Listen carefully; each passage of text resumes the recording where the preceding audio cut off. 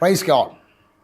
ക്രിസ്തുവേശുവിൽ എല്ലാവർക്കും പ്രത്യേകാലുള്ള സ്നേഹവും വന്ദനവും അറിയിക്കുന്നു. നിങ്ങളെ വീണ്ടും ശുശ്രൂഷിക്കാൻ കഴിയുന്നതിൽ ഏറ്റവും സന്തോഷം.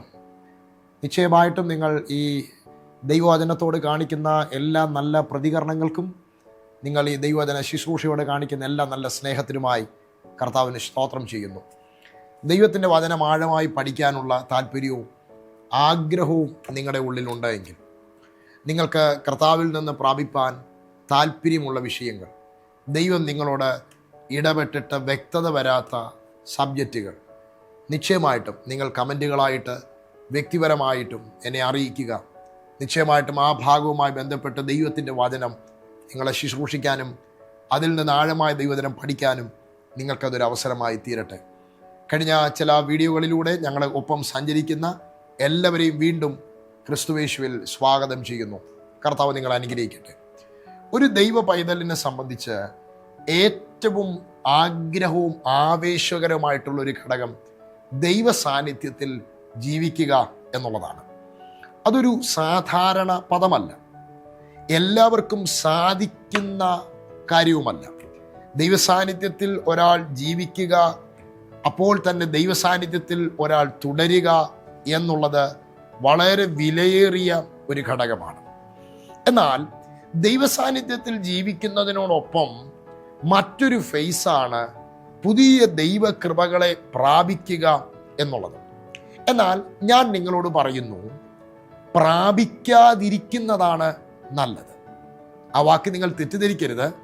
പ്രാപിക്കുക എന്നുള്ളതിനെ ഞാൻ പ്രോത്സാഹിപ്പിക്കുമ്പോൾ തന്നെ പ്രാപിച്ചാൽ നാം ചെയ്യേണ്ടുന്ന കാര്യങ്ങൾ ചെയ്യാത്ത പക്ഷം പ്രാപിക്കാതിരിക്കുകയാണ് നല്ലത്.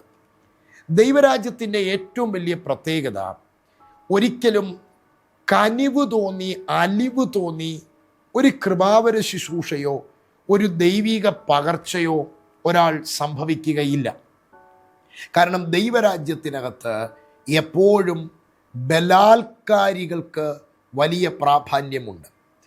ഇമോഷണലി ദൈവത്തോട് സമീപിക്കുന്ന ആളുകളുണ്ട്, കരഞ്ഞ് കർത്താവിനോട് കാര്യം പറയുന്ന ആളുകൾ, എപ്പോഴും പ്രാർത്ഥനയിൽ കരയുന്നവർ. എപ്പോഴും പ്രാർത്ഥനയിൽ കരയുന്നത് ദൈവസാന്നിധ്യമാണ് എന്ന് തെറ്റിദ്ധരിക്കുന്നവർ ഉണ്ട്. നിശ്ചയമായിട്ടും ദൈവസാന്നിധ്യം ഇറങ്ങുമ്പോൾ നമ്മുടെ കണ്ണുകൾ നിറയും, നമ്മൾ അറിയാതെ കരയും. പക്ഷേ എല്ലാ കരച്ചിലുകളുടെയും പുറകിൽ സാന്നിധ്യമാകണമെന്ന് നിർബന്ധമില്ല. കണ്ണുനീരുകൾക്കെല്ലാം മുമ്പിൽ അവൻ ഉത്തരം അരുളുന്ന ദൈവവും അല്ല. നിങ്ങൾക്ക് തെറ്റിദ്ധാരണകൾ ഒരിക്കലും ഉണ്ടാകരുത്. ബൈബിളിൽ യേശു കരഞ്ഞു എന്ന് നമുക്ക് കാണാൻ പറ്റും. യേശു കണ്ണുനീർ വാർത്തു എന്ന് കുഞ്ഞുങ്ങളെ മുതൽ നമ്മൾ പഠിപ്പിക്കുന്ന ദൈവത്തിൻ്റെ വചനമാണ്. യേശു ഇമോഷണൽ ആയിട്ടുണ്ട്. യേശു കരഞ്ഞുകൊണ്ട് പ്രാർത്ഥിച്ചതായിട്ട് ബൈബിളിൽ നമുക്ക് കാണാൻ പറ്റും. ഇമോഷണലി പ്രാർത്ഥിച്ചത്, കരഞ്ഞുകൊണ്ട് കർത്താവിൻ്റെ അടുക്കൽ വന്ന പലരെയും കർത്താവ് കണ്ണുനീർ തുടച്ചതായിട്ടും കണ്ണുനീരിനെ മറികടക്കാത്ത ഒരു ദൈവത്തെക്കുറിച്ചും നമുക്ക് കാണാൻ പറ്റും. എന്നാൽ എല്ലാ ദൈവമക്കളെയും ദൈവം അങ്ങനെ അല്ല കാണുന്നത് എന്ന് മനസ്സിലാക്കുക. വീണ്ടെടുക്കപ്പെട്ട ഒരു രക്ഷിക്കപ്പെട്ട് കർത്താവിനോട് വ്യക്തിപരമായ ജീവിതം നയിക്കുന്ന, പ്രത്യേകിച്ച് ദൈവരാജ്യം സംബന്ധിച്ച് നിൽക്കുന്ന ഒരാളെ സംബന്ധിച്ച് അയാൾ കരഞ്ഞുകൊണ്ട് ദൈവസന്നിധിയിൽ മുട്ടുമടക്കുന്നത് ദൈവം തള്ളിക്കളയുകയില്ല എന്ന വാസ്തവം ഉള്ളപ്പോൾ തന്നെ വളർച്ച പ്രാപിച്ച ഒരു പുത്രനായി, ഒരു മകനായി, ആ മകൻ്റെ ദൗത്യത്തിൽ നാം തുടരണമെന്നും ദൈവാത്മാവ് ആഗ്രഹിക്കുന്നു. അപ്പോൾ ഒരു കുഞ്ഞ് അപ്പൻ്റെ അടുക്കൽ വിശക്കുന്നു എന്ന് പറയുമ്പോൾ മേശപ്പുറത്തിരിക്കുന്ന ഭക്ഷണമെടുത്ത് കുഞ്ഞിന് അപ്പൻ നൽകും, വാരിക്കൊടുത്തെന്നിരിക്കും, ചിലപ്പോൾ ചേർത്ത് നിർത്തി ഭക്ഷണം കൊടുത്തെന്നിരിക്കും. എന്നാൽ വളർച്ച പ്രാപിച്ചൊരു മകനോട് വിശക്കുന്നു അപ്പ എന്ന് പറഞ്ഞാൽ ഭക്ഷണം ഇരിക്കുന്ന സ്ഥലം കാണിച്ചു കൊടുക്കും, ചെന്നെടുത്ത് കഴിക്കുക. അവിടെ കരഞ്ഞു കാണിക്കുക എന്നുള്ളതല്ല ആവശ്യം, അവിടെ എടുത്തു ഭക്ഷിക്കുക എന്ന പ്രാപ്തിയാണ് വാസ്തവത്തിൽ ആവശ്യം. ഞാൻ എപ്പോഴും പറയാറുണ്ട്, ആത്മീക വളർച്ച എന്ന ഘടകം മായമില്ലാത്ത പാല് കുടിക്കുക എന്നുള്ളത് മാത്രമല്ല. മായമില്ലാത്ത പാല് കുടിക്കുക എന്ന ഘട്ടത്തിൽ നിന്ന് അത് ത്യജിച്ച് കട്ടിയുള്ള ഭക്ഷണം കഴിക്കാൻ പ്രാപ്തനാകുക എന്നതും ഉൾപ്പെട്ടു വരുന്നു. എന്നാൽ ഞാൻ പറഞ്ഞ സ്റ്റേറ്റ്മെൻറ്റിലേക്ക് വീണ്ടും വരികയാണ്. പ്രാപിക്കാതിരിക്കുകയാണ് നല്ലത് എന്ന വാക്ക് എന്തുകൊണ്ടാണ് ഉപയോഗിച്ചത്?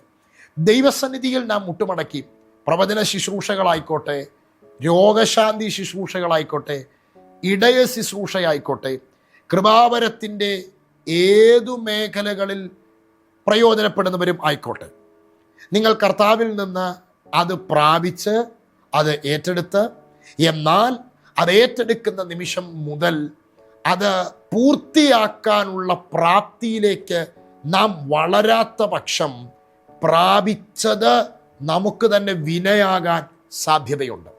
ഞാൻ എപ്പോഴും ആവർത്തിക്കുന്നൊരു പദം കൂടെ പറഞ്ഞ് മുന്നോട്ട് പോകാം. നാം ദൈവസന്നിധിയിൽ നമ്മെ തന്നെ സമർപ്പിക്കുമ്പോൾ, പരിശുദ്ധാത്മാവിൻ്റെ സന്നിധിയിൽ നമ്മെ തന്നെ ഏൽപ്പിക്കുമ്പോൾ, ദൈവം നമ്മെ വിളിച്ചിരിക്കുന്ന യഥാർത്ഥ വിളിയുമായി നമ്മൾ കണക്റ്റ് ആകുകയാണ്. നമ്മുടെ ആത്മാവ് കണക്റ്റ് ആകുകയാണ്.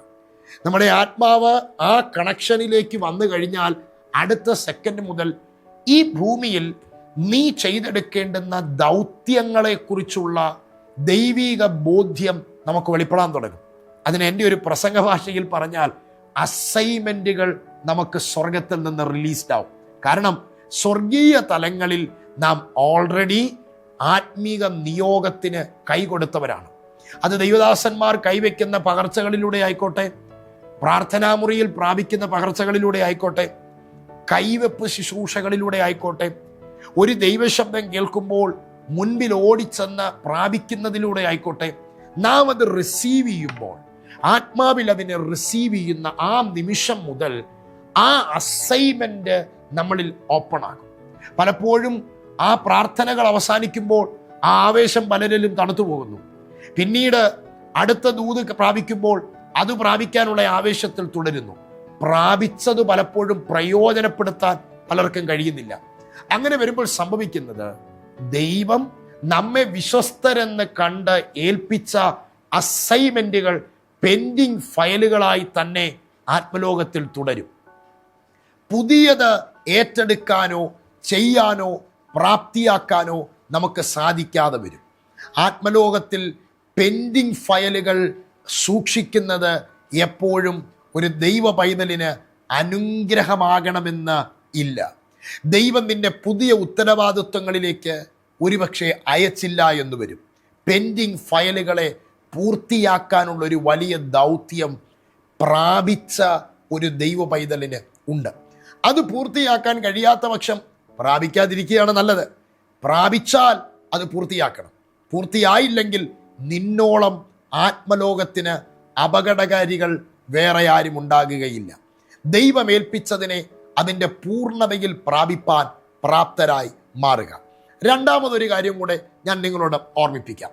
പ്രാപിക്കുക എന്നുള്ളതിനേക്കാൾ ഈ അസൈൻമെന്റുകൾ പൂർത്തിയാക്കാൻ കഴിയാത്ത പക്ഷം സ്പിരിച്വൽ അപ്ഡേറ്റ്സുകൾ നമുക്ക് മിസ്സാകാനുള്ള സാധ്യതകൾ ഉണ്ട്.